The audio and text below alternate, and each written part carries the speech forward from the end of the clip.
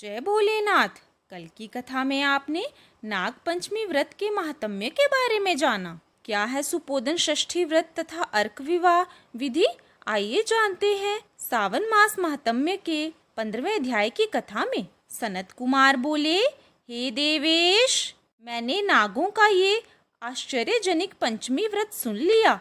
अब आप बताएं कि षष्ठी तिथि में कौन सा व्रत होता है और उसकी विधि क्या है? ईश्वर बोले, हे विपेंद्र, श्रावण मास के शुक्ल पक्ष में षष्ठी तिथि को महामृत्यु का नाश करने वाले सुपोदन नामक शुभ व्रत को करना चाहिए। शिवालय में अथवा घर में ही प्रयत्न पूर्वक शिव का पूजन करके सुपोदन का नैवेद्य उन्हें विधि पूर्वक अर्पण करना चाहिए।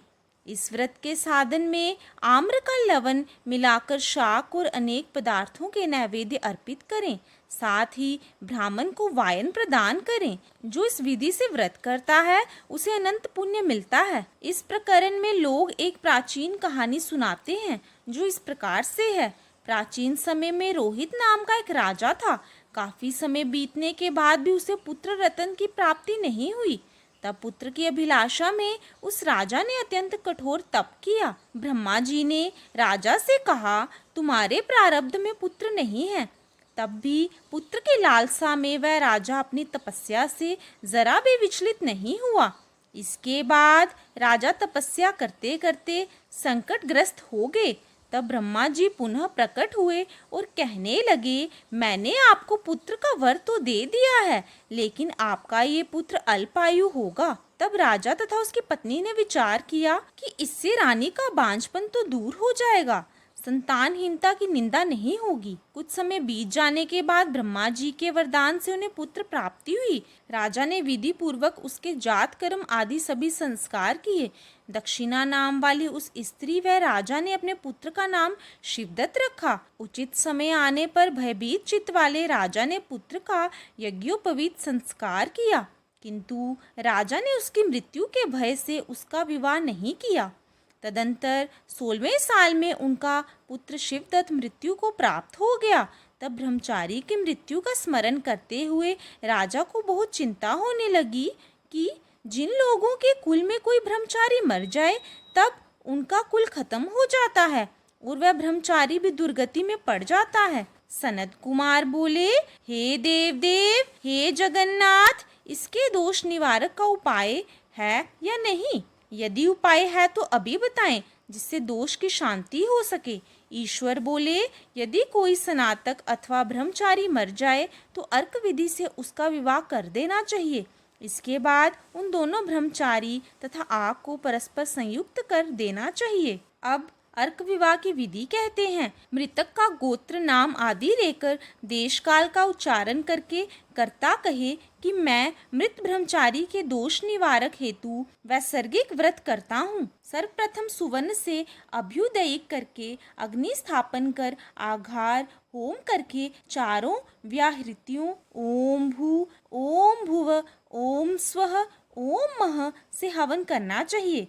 इसके बाद व्रत अनुष्ठान के उत्तम फल के निर्मित व्रतपति अग्नि से संपादनार्थ विश्व देवों के लिए घृत की आहुति डालें। उसके बाद सृष्टिकृत होम करके अवशिष्ट होम संपन्न करें। पुनः देश काल का उच्चारण करके इस प्रकार बोलें, मैं अर्क विवाह करूँगा। उसके बाद सुवर्ण से अभ्युदयिक कृत्य करके अर्क शाखा तथा मृतक की देह को तेल तथा हल्दी से लिप्त करके पीले सूत से वेष्टित करें और पीले रंग के 2 वस्त्रों से उन्हें ढक दें। इसके बाद अग्नि स्थापन करें और विवाह विधि से प्रयुक्त योजक नामक अग्नि में आघार होम करें व अग्नि के लिए आज्य होम करें। उसके बाद चारों व्याहृतियों से ओम भू, ओम भुव, ओम स्वः, ओम मह बृहस्पति तथा कामदेव के लिए आहुति प्रदान करें। पुनः घृत से सृष्टिकृत होम करके संपूर्ण हवन कर्म समाप्त करें। उसके बाद आग की डाली तथा मृतक के शव को विधि पूर्वक जला दें। मृतक अथवा म्रियमान के निमित्त 6 वर्ष तक इस व्रत का अनुष्ठान करना चाहिए। इस अवसर पर 30 ब्रह्मचारियों को नवीन कौपीन वस्त्र प्रदान करने चाहिए और हस्त प्रमाण अथवा कान तक लंबाई वाले दंड तथा कृष्ण मृगचरम भी प्रदान करने चाहिए।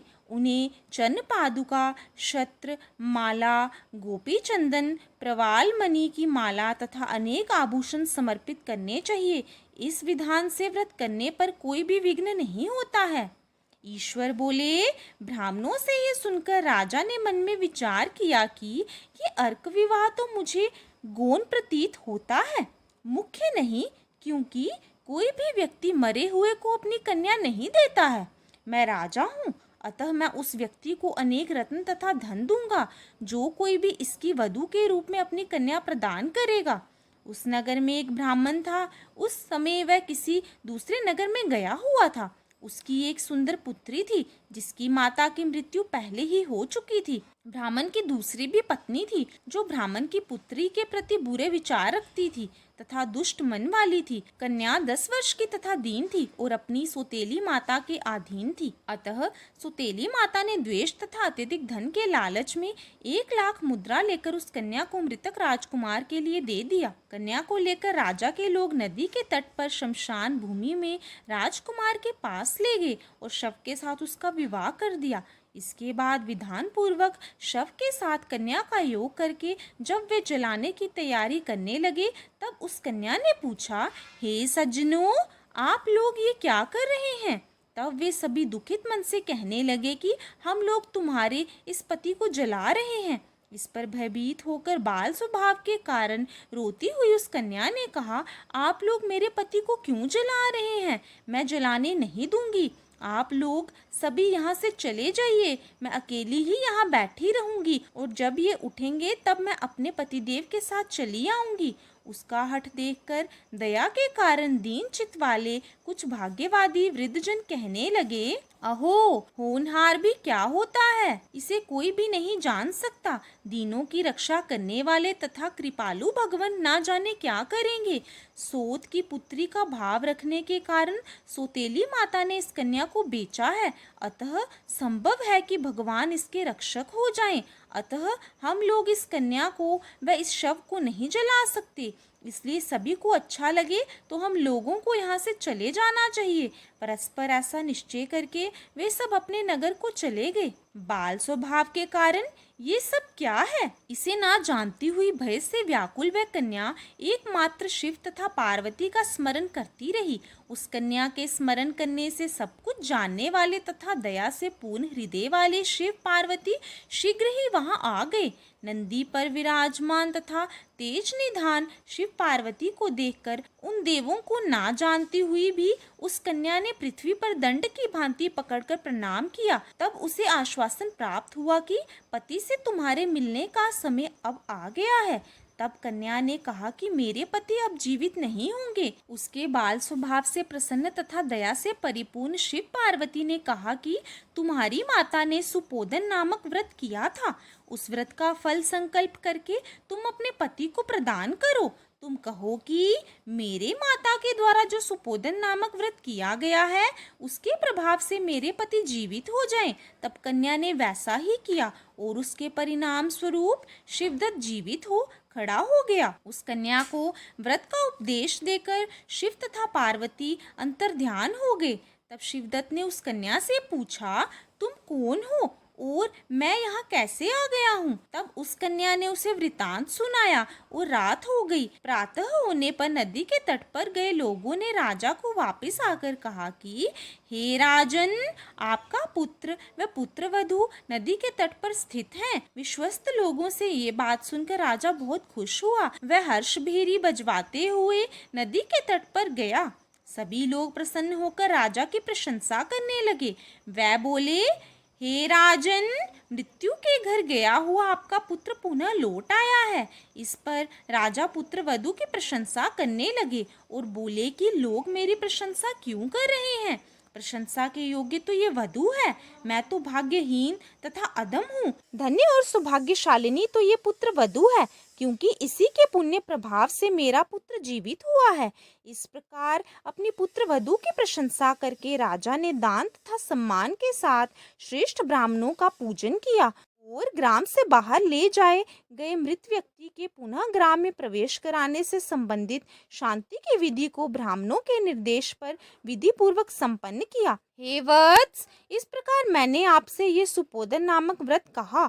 इसे 5 वर्ष तक करने के अनंतर उद्यापन करना चाहिए। पार्वती तथा शिव की प्रतिमा का प्रतिदिन पूजन करना चाहिए और प्रातः काल आम के पल्लवों के साथ चरु का होम करना चाहिए। साथ ही नैवेद्य तथा वायन अर्पित करना चाहिए। मनुष्य यदि व्रत की बताई गई इस विधि के अनुसार आचरण करे तो वह दीर्घजीवी पुत्र प्राप्त करके मृत्यु के बाद शिवलोक को जाता है। इस प्रकार श्री स्कंद पुराण के अंतर्गत ईश्वर सनत कुमार संवाद में श्रावण मास महात्म्य में सुपोदन षष्ठी व्रत कथन नामक 15वां अध्याय पूर्ण हुआ। कल हम श्रावण मास महात्म्य के 16वें अध्याय का श्रवण करेंगे। अगर आपको ये कथा अच्छी लगी हो तो वीडियो को ज़्यादा से ज़्यादा शेयर करें, लाइक करें और अपने चैनल भक्ति परंपरा को सब्सक्राइब करें।